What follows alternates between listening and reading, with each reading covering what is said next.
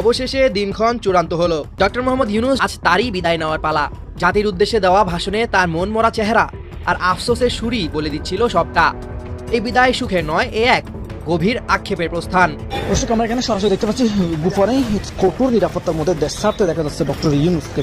আওয়ামী লীগকে ফেরত আনার জন্য কি আন্তর্জাতিক চাপ তৈরি হতে যাচ্ছে? সেটা কি এতটা ইন্টেন্সিভ হতে পারে যে সরকারকে আওয়ামী লীগকে এই নির্বাচনের আগে ফেরত আনার পরিস্থিতি তৈরি হবে? খুব দ্রুত এই ব্যাপারে পরিস্থিতি তৈরি হতে যাচ্ছে। আমি শেখ হাসিনার সাম্প্রতিক আত্মবিশ্বাস দেখছি। তিনি অনেক বেশি কথা বলছেন, প্রায় প্রতিদিন তিনি কোথাও না কোথাও কথা বলছেন। কিন্তু বিপদটা আসছে হচ্ছে স্যার ইউনূসের উপরে, আরো অনেক আসবে। এটা মাত্র শুরু। This is not the end, this is just the beginning. ইউনূসের মতো মানুষদেরকে বাংলাদেশ ছাড়তে হবে। বাংলাদেশে তারা ক্ষমতা রাখতে পারবে না। তাও যদি ইউনূস ব্যর্থ হয়, বুঝতে যদি ব্যর্থ হয় এবং যদি শেখ হাসিনার কাছে যদি ক্ষমতা হস্তান্তর না করে, আমরা যমুনা ঘেরাও করব। যমুনাতে আমরা যাব। সারা বাংলাদেশে আমাদের শেখ হাসিনা সংগ্রাম পরিষদের নেতাকর্মীদের প্রতি নির্দেশনা হলো সবগুলো পয়েন্টে পয়েন্টে আমরা অবস্থান কর্মসূচি পালন করব। প্রত্যেকটা এয়ারপোর্টে আমরা অবস্থান নিব। প্রত্যেকটা এয়ারপোর্টে আমরা পাহারা বসাবো যেন ইউনূস এবং এই উপদেষ্টা পরিষদ যেন পালাতে না পারে। দর্শক, তত্ত্বাবধায়ক সরকার ব্যবস্থা কি ফিরছে?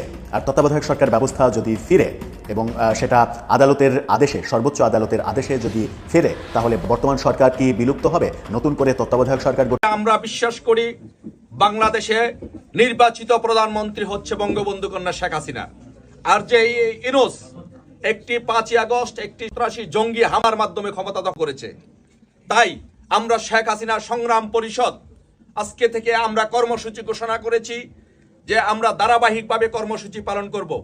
আমরা ছোট ছোট কর্মসূচি দিব। যদি ইউনূস বুঝতে ব্যর্থ হয় আর সে যদি স্বইচ্ছায় পদত্যাগ করে যদি আমাদের নির্বাচিত প্রধানমন্ত্রী বঙ্গবন্ধু কন্যা শেখ হাসিনার কাছে ক্ষমতা হস্তান্তর না করে, তাকে যদি স্বপদে দায়িত্ব ফিরিয়ে না দেয়, তাহলে আমরা ফাইনাল কর্মসূচি ঘোষণা করেছি।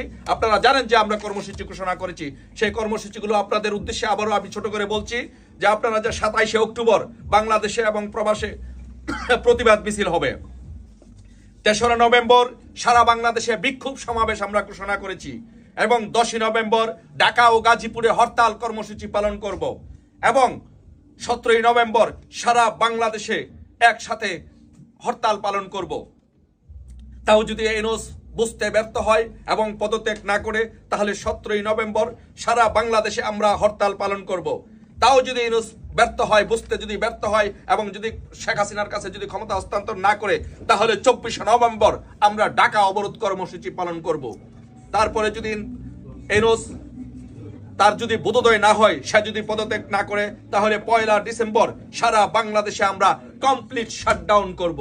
সারা বাংলাদেশে কমপ্লিট শাটডাউন হবে 1লা ডিসেম্বর।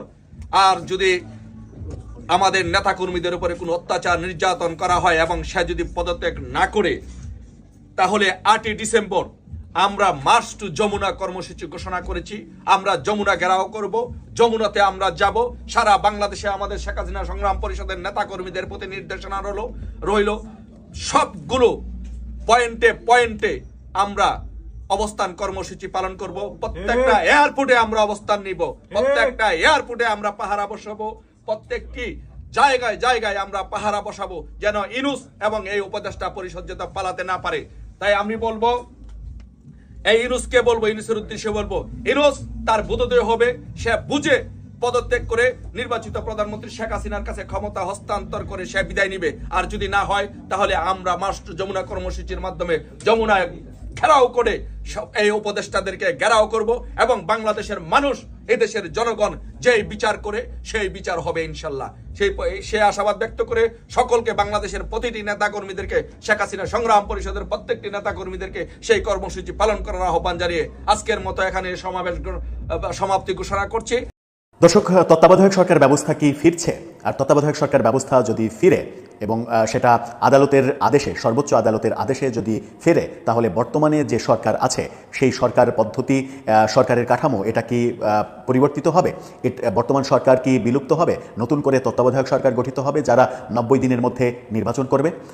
আজকে গত আগস্টে শুনানি স্থগিত হওয়া যে শুনানি, সেই শুনানি আজকে সর্বোচ্চ আদালতে হবে এবং আজকে না হলেও কয়েকদিনের মধ্যে এই ব্যাপারে আদেশ আসার সম্ভাবনা রয়েছে। সুতরাং আজকের এই দিনটা খুবই গুরুত্বপূর্ণ।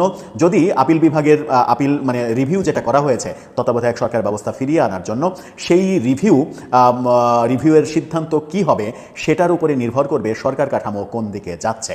তত্ত্বাবধায়ক সরকার ব্যবস্থা যদি আবার সংবিধানে ফিরিয়ে দেওয়ার আদেশ আদালত থেকে আসে, তাহলে এই সরকার, অন্তর্বর্তীকালীন সরকার আর ফাংশন করতে পারবে না। তখন তত্ত্বাবধায়ক সরকার করতে হবে এবং সেটার উপদেষ্টা সংখ্যা হবে প্রধান উপদেষ্টা সহ 11 জন। সেই ক্ষেত্রে প্রফেসর ইউনূস থাকবেন নাকি নতুন করে সরকার গঠন হবে? সরকার নতুন করে গঠন হলেও এই উপদেষ্টা পরিষদের অর্ধেকের বেশি তাদেরকে বাদ দিতে হবে, এরকম পরিস্থিতি তৈরি হতে পারে। বাংলা নিউজ 24-এর শিরোনামটা আপনারা দেখে নিতে পারেন। সেখানে বলা হচ্ছে তত্ত্বাবধায়ক সরকার ফেরাতে চূড়ান্ত শুনানি মঙ্গলবার, অর্থাৎ আজ। কি বলছে সেখানে? তত্ত্বাবধায়ক সরকার ব্যবস্থা ফেরাতে চূড়ান্ত আপিল শুনানি আজ। প্রধান বিচারপতি সৈয়দ রেফাত আহমেদের নেতৃত্বে আপিল বিভাগের কার্যতালিকায় আপিল মামলাটি তালিকাভুক্ত রয়েছে।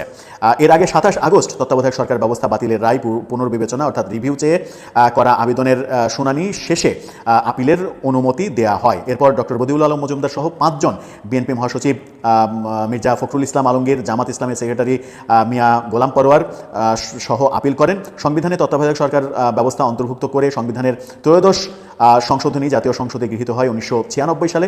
এই সংশোধনীর বৈধতা চ্যালেঞ্জ করে 98 সালে অ্যাডভোকেট এম সলিমুল্লাহ 3 জন আইনজীবী সহ হাইকোর্টে রিট করেন।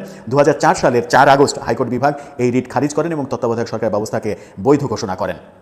এরপরে আমরা যেটা দেখলাম সেটা হচ্ছে যে এই রায়ের বিরুদ্ধে সরাসরি আপিলের অনুমতি দেওয়া হয়। এর ধারাবাহিকতায় 2005 সালে আপিল করে রিট কর্তৃপক্ষ। অনেক ইতিহাস। 5 আগস্ট সরকার পরিবর্তনের পর এই রায় পুনর্বিবেচনা চেয়ে আবেদন করেন সুশাসনের জন্য নাগরিক সুজনের বদিউল আলম মজুমদার, যিনি এখন ঐক্যমত্য কমিশনে সরকারের সঙ্গে কাজ করছেন।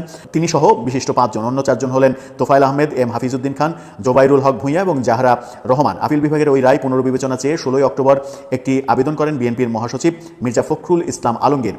এছাড়া এটা গত বছরের কথা। এছাড়া রায় পুনর্বিবেচনা চেয়ে গত বছরের 23 অক্টোবর আরেকটি আবেদন করেন বাংলাদেশ জামাত ইসলামের সেক্রেটারি গোলাম পরোয়ার। পরবর্তীতে নওগাঁর রানীনগরের নারায়ণপাড়ার বাসিন্দা বীর মুক্তিযোদ্ধা মোফাজ্জল হোসেন আপিল বিভাগের রায় পুনর্বিবেচনা চেয়ে গত বছর একটি আবেদন করেন। এই সকল আবেদনেরই রিভিউ শুনানি চলছে আদালতে। এই রিভিউতে যেটা রায় আসার সম্ভাবনা মোটামুটি নিশ্চিত যে তত্ত্বাবধায়ক সরকার আবার ফিরছে। তত্ত্বাবধায়ক সরকার ফিরছে, এই আদেশটি এখনই আসবে, এই অক্টোবর মাসেই আসবে। যদি অক্টোবর মাসে আসে তাহলে অক্টোবর মাসেই তত্ত্বাবধায়ক সরকার গঠিত হতে হবে, যেটা এখন ইন্টারিম গভর্নমেন্ট রয়েছে, অন্তর্বর্তীকালীন সরকার রয়েছে। এই ব্যবস্থা যেহেতু সংবিধানে নেই, বিশেষ প্রেক্ষাপটে এটা তৈরি করা হয়েছে, সেহেতু সংবিধানে তত্ত্বাবধায়ক সরকার যদি সংযোজিত হয়ে যায় পুনরায়, তাহলে তত্ত্বাবধায়ক সরকার গঠন করতে হবে। তখন এই সরকারকে বাদ যেতে হবে। এই সরকারের ভেতর থেকেই কয়েকজনকে